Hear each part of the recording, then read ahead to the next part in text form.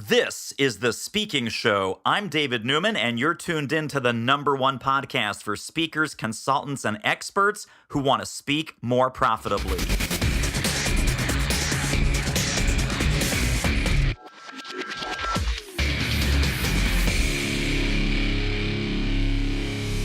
All right. Bryan Cohen, welcome, welcome, welcome. Great to have you here. Thank you so much for having me, David. I appreciate it. So you are the guru of book marketing. And I know that a lot of our folks listening, speakers, coaches, consultants, independent professionals, book marketing, book publishing, sharing their ideas in book format is hugely important. Can you break down for us what are some of the key mistakes that you see maybe some first-time authors or even experienced authors make when it comes to publishing, packaging, and promoting their book? Great question. I think that first and foremost, so many authors try to go it alone without really doing any research. You'll see this every so often. I mean, you have popular Facebook groups. I have popular Facebook groups I'm lucky enough to manage.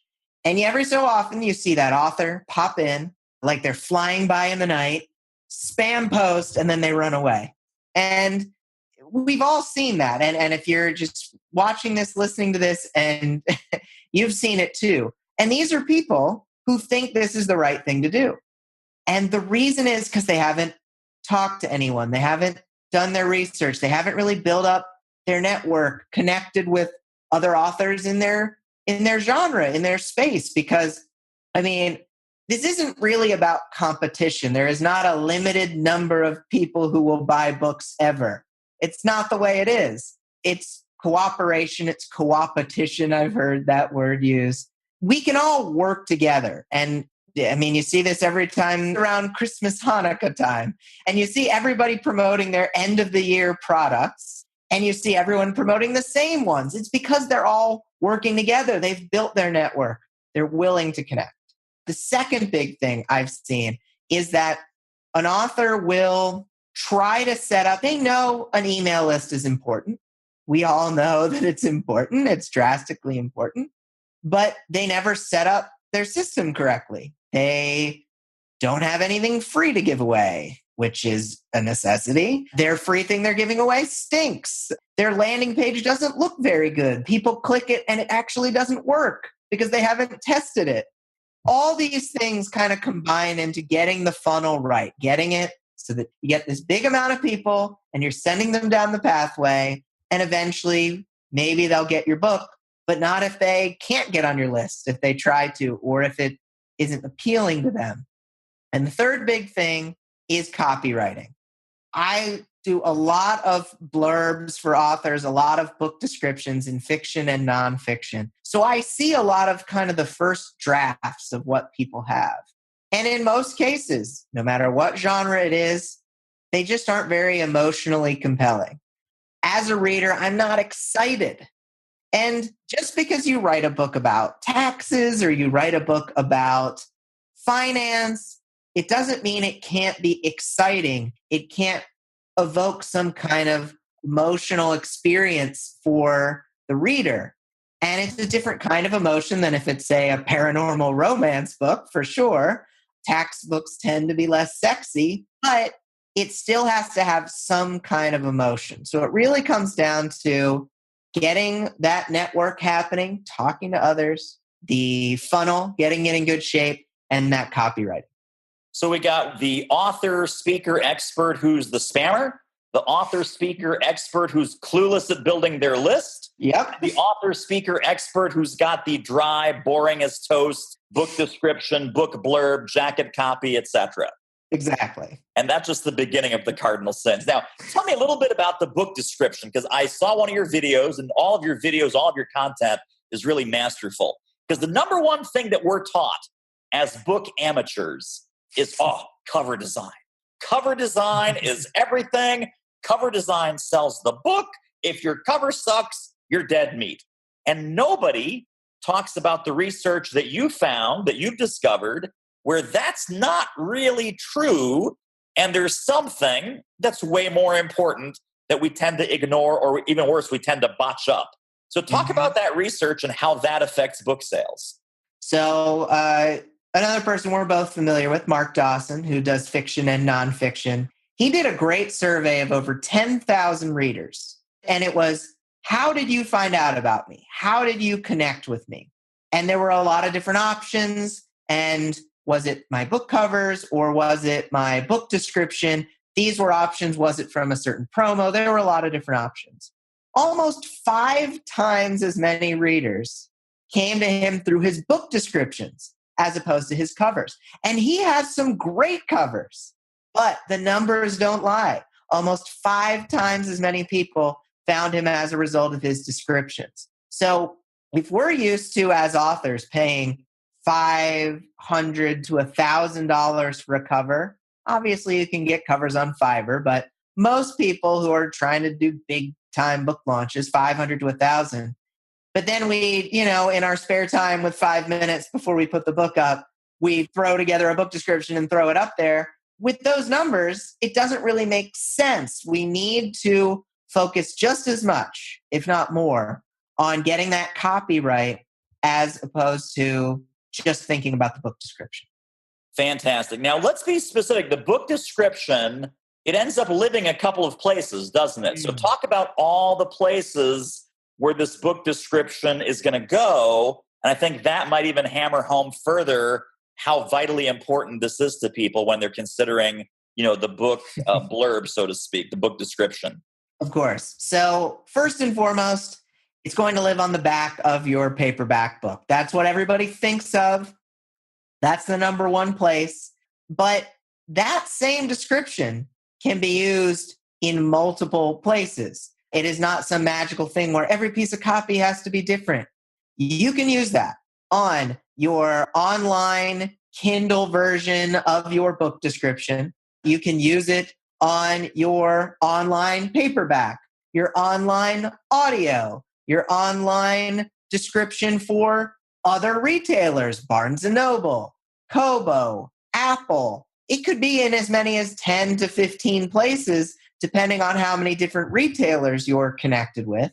And then you've even got things such as your advertising. Well, you can always repurpose your book description for your advertisement. But if you don't have good material to work with from the beginning and you try to create this ad, 1, it's going to be torture.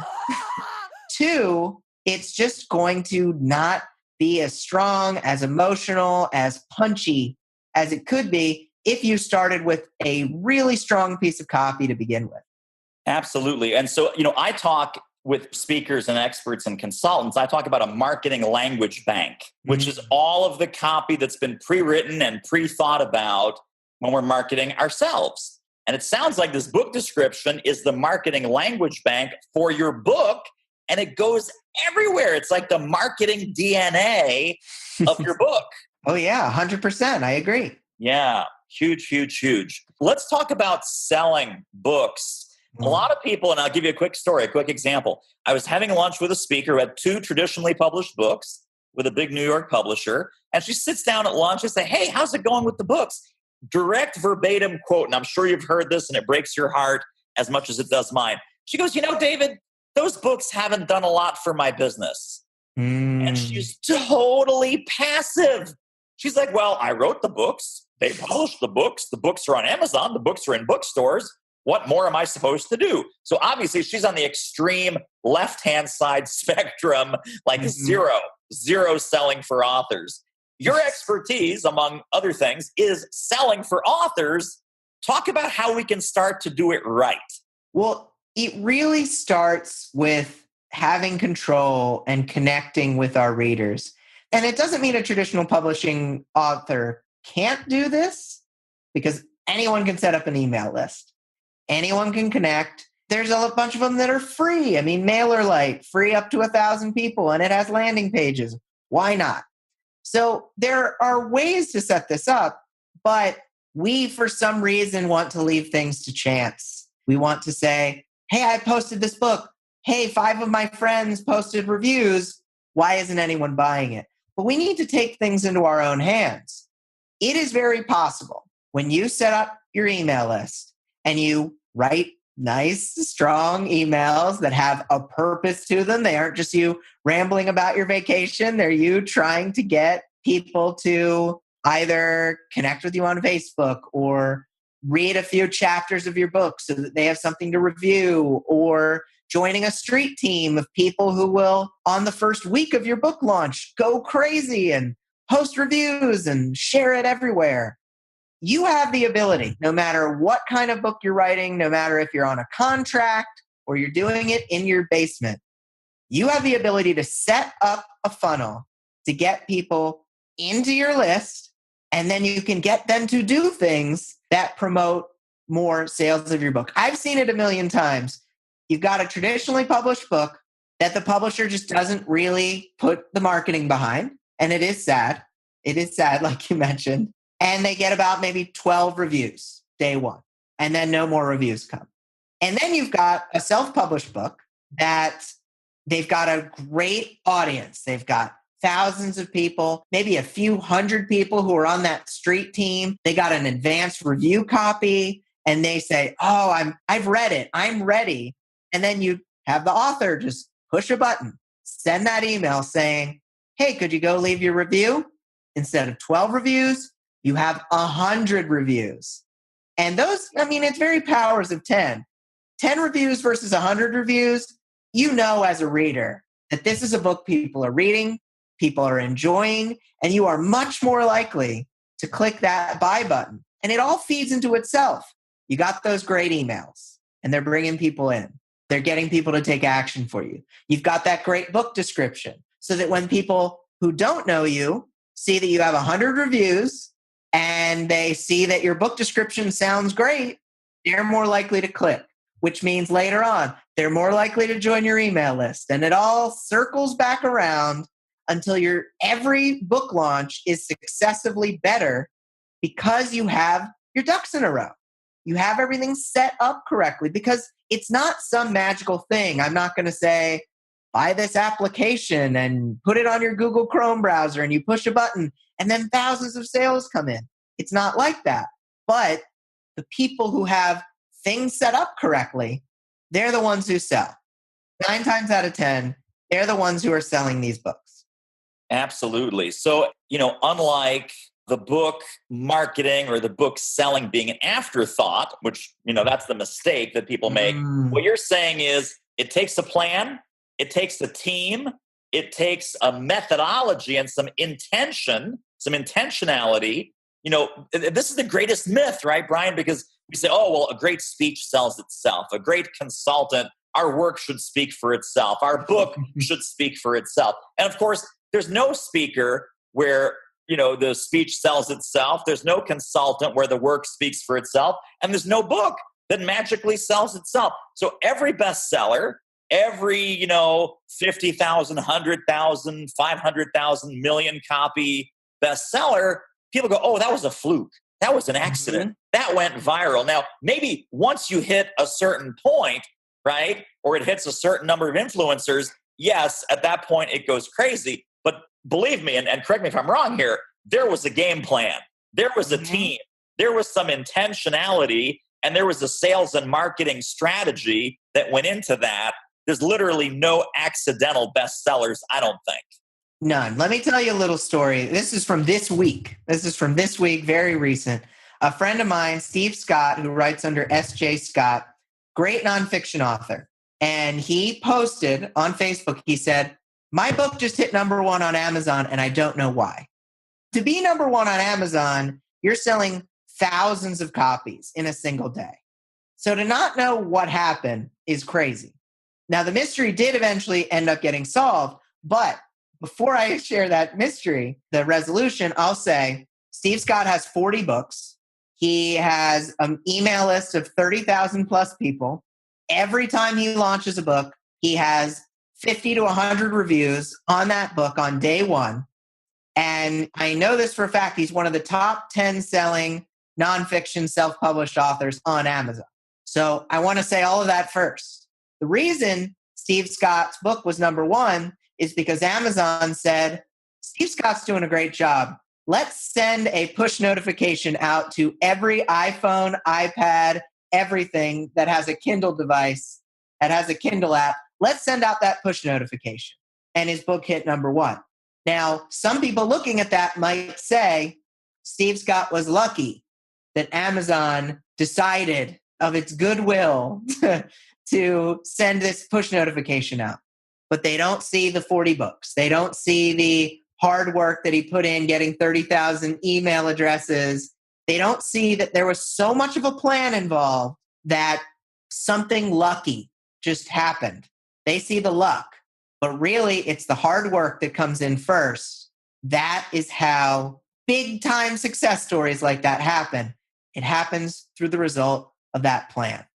Absolutely right. And I'm so glad that you set the stage about the level of his platform, because it reminds me of the old saying, the harder I work, the luckier I get. Mm-hmm. Right? So he would not have been picked up for that Amazon promo if he didn't already have that level of intentionally built up platform and intentionally built up success. Definitely. It never would have happened. Fantastic. So I want to talk just a couple quick things, because you are a fascinating individual. And what I found especially fascinating on your website and very appealing, we talked about this before we started recording. You co-host, as you have it on your website, an inappropriate comedy show called Something Nice to Say, and which you clearly identify as NSFW, not safe for work. First of all, tell us what it is, and then talk about how that fits into your overall platform building for yourself as an author and a consultant and a thought leader in the space that you're in.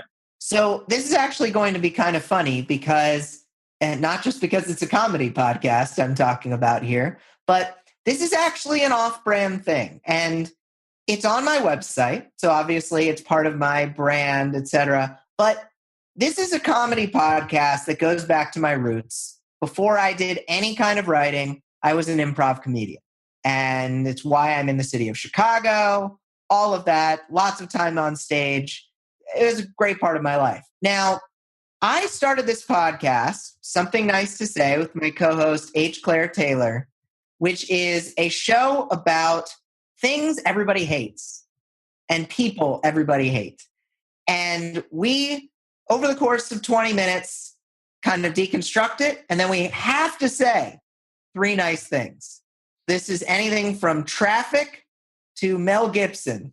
And it gets a little crazy at times because it's a comedy show. When you have to say 3 nice things about racism, it gets pretty dark and weird. And maybe this is all a bad idea. But if 100% of the time you're only focused on being some persona, if you're being some, trying to be the guru, but then you forget all the things you used to do that were fun, that you liked doing, and that you want to share with people. If you forget all of that, you feel like you start to dry up a little, that you're just not you anymore and that you miss this part. Now, I'm going to say 99% of your audience for this probably wouldn't identify with or enjoy the show. But that 1% is a fun group to have drinks with. That 1% that likes Louis C.K.'s shows and that likes Amy Schumer type comedy, they're going to latch on to this and love it.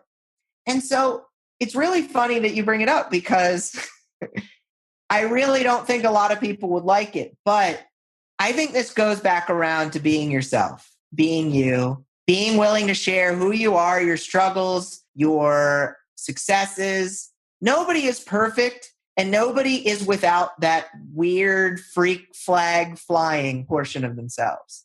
I love that. Now, your clients and students, they're aware of this. They see it. They sometimes give you feedback on it, or is it truly off on an island of its own?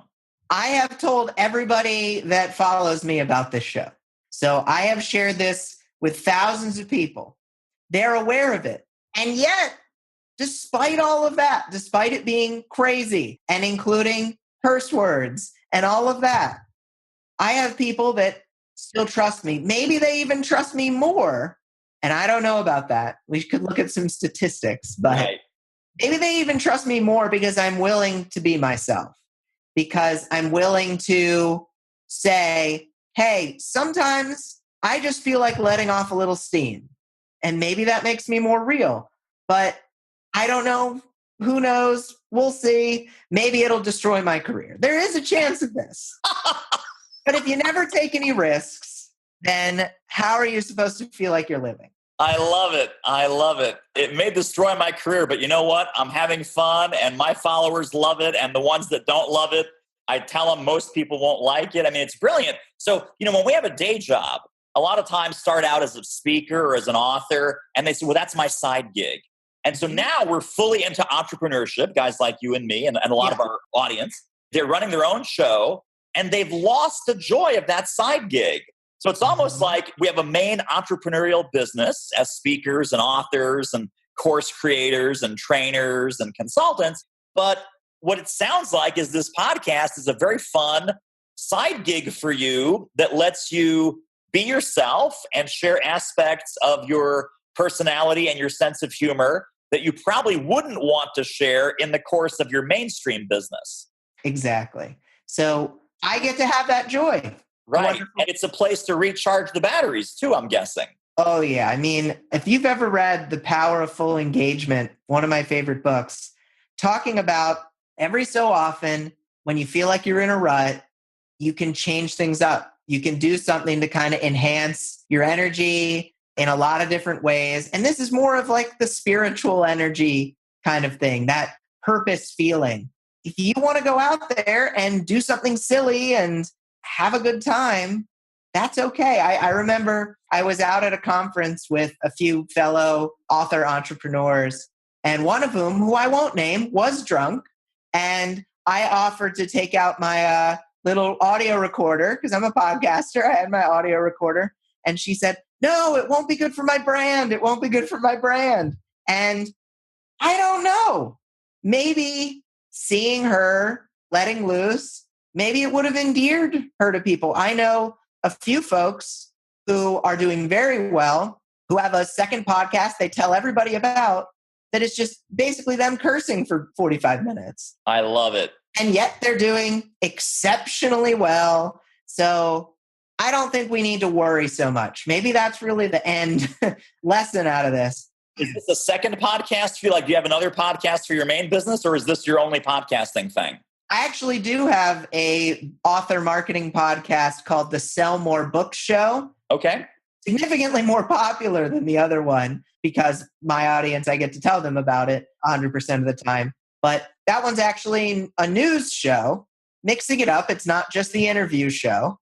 Not to say this interview show isn't great, but this mixes it up and has 5 publishing news stories every week that help to keep people really, really up to date with what's going on in usually self-publishing, but a little bit in traditional as well. So you just sort of collect and curate stories that are of interest to you and that you think would be of most interest and most value to your audience. Exactly. And then you share those almost like a daily show or a late night sort of summary of the news with your opinion and your perspective added in.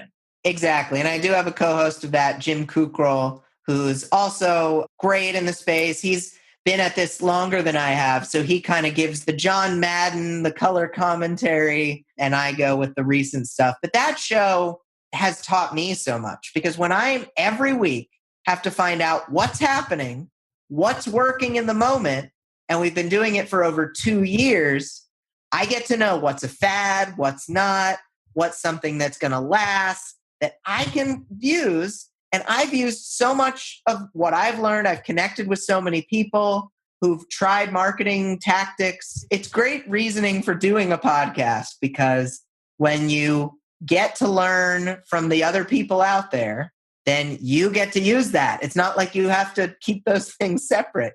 You get to use that info.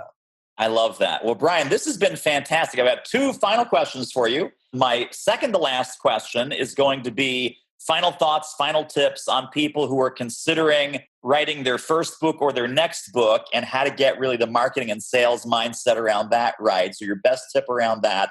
And then my last question is going to be, here's a spoiler, how can people get connected and stay connected? But let's start with your best overall tip for people who want to make a much bigger splash with their next publishing project? Okay, it's going to have two main ideas. So I'll say the first one is called 20 for 1, and the second is called feedback. So most authors, even if they're great at writing, when they write their description, they write their emails, they write their copy, they only try once and then they edit. But what if that first idea wasn't that good? I once had an art teacher who, it was a figure drawing class. Yes, it was naked figures for what it's worth. Good times. But he would come around and say, erase that. It wasn't any good to begin with. And he didn't just say this to one person. He said this to everybody. So it wasn't just me that mine was bad. But what he meant was, it's okay to start over. It's okay to have a different way of doing things.